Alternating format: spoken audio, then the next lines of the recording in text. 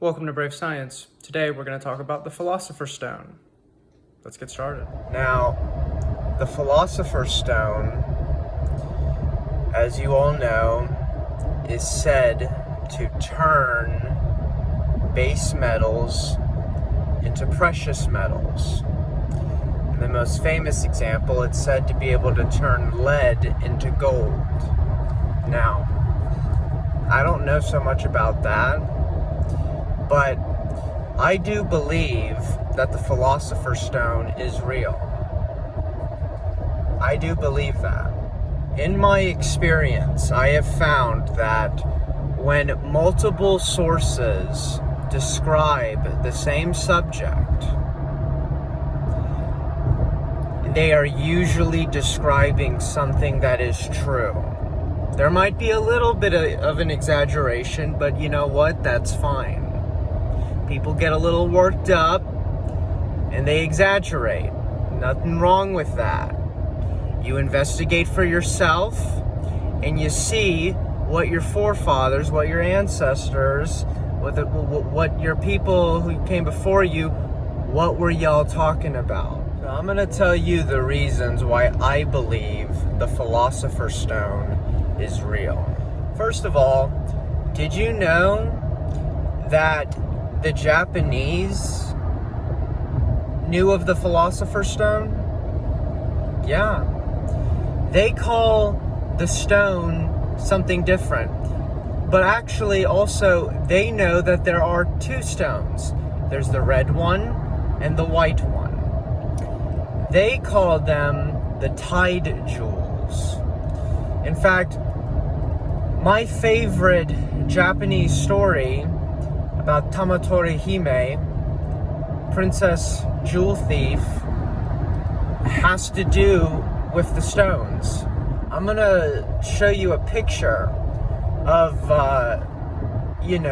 household, decoration replica of the stones. And you'll note there's a red one and a white one.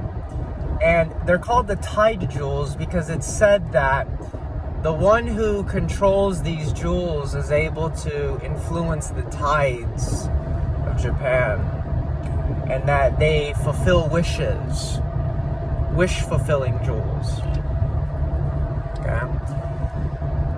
In India, they are called, I believe, the Chintamani stone. Now let's just talk about that for a second. What do you mean they fulfill wishes?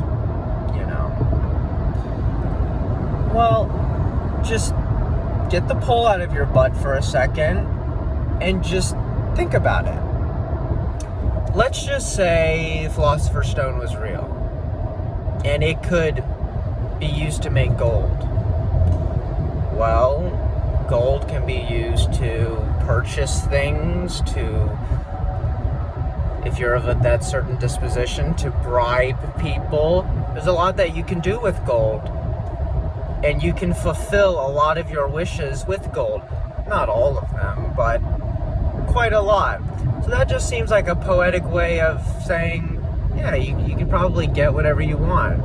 It's a wish-fulfilling jewel. It's a jewel that allows you to get gold, and then with that gold, you enforce your will. Now, this is what's really interesting. Another word for the stone is parasmani, or parasmani, or paraspatar, something like that. And this is really interesting because my name is Paras, and now I want you to think about this. Parasmani, the Philosopher's Stone, supposed to make gold, right? So what is the association with that? Okay, wealth, money, right? Do you know what the Greek name Paris means? It means wallet. What do you put in wallets? Or, what do you put in bags back then, they're like wallets. Money! So, could it be that the Greeks got this word?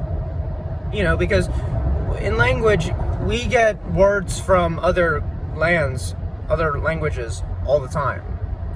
So, it could be, some people believe this, that paras money, paras patar, that word got somehow introduced to Greece, and then you got this name, Paris, which means wallet, which is associated with money. So then the Greeks knew about the stone. So see, there was communication right there between three countries, Japan, India, Greece. Somehow, they all knew about the stone. They all described it the same way. And they all knew that there's two of them. Now, if you've ever seen the first Harry Potter movie, you'll know that, or if you haven't, you can just look up the picture. In that movie, the Philosopher's Stone is like a big old chunk of rock. It's like this red rock.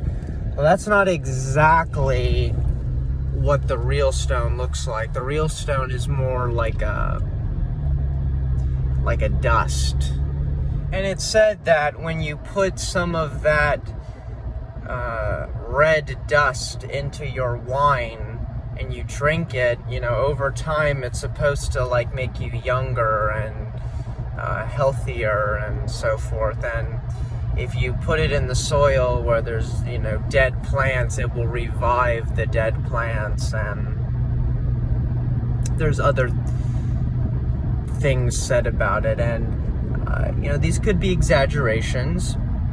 And like I said, that's okay. That's absolutely fine. Okay? That's what Brave Science is all about. I am trying to see, what is this all about? Does it really do that? What were they talking about? And it takes bravery because people don't want to look silly. As I say this with my hair sticking out. People don't want to look silly. Especially in the scientific field. People don't want to be blacklisted, written off as a kook. Well, the nice thing is that I'm not a part of the community. I don't have a degree. I'm just very, very interested in my surroundings, in nature. And I'm willing to ask the questions and follow the rabbit down the hole.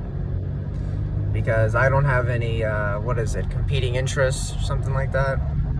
And people, they try to be cute, when you talk about the Philosopher's Stone. They're like, oh, well, we have the Philosopher's Stone today.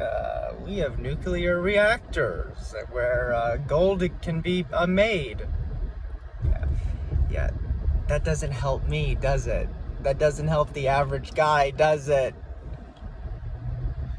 The Philosopher's Stone carries with it that idea that, dude, you can just make gold in some lab in your backyard. You just have like some lab and you make gold. That doesn't help me, the fact that you can make gold in a nuclear reactor. Silly. But I'm glad that you decided to watch this video. This has just been an introduction to the Philosopher's Stone, just to get you acquainted with it and why I think it's real. I suggest that you like and subscribe and share my videos. This is Brave Science, telling you to take no one's word for it and be brave.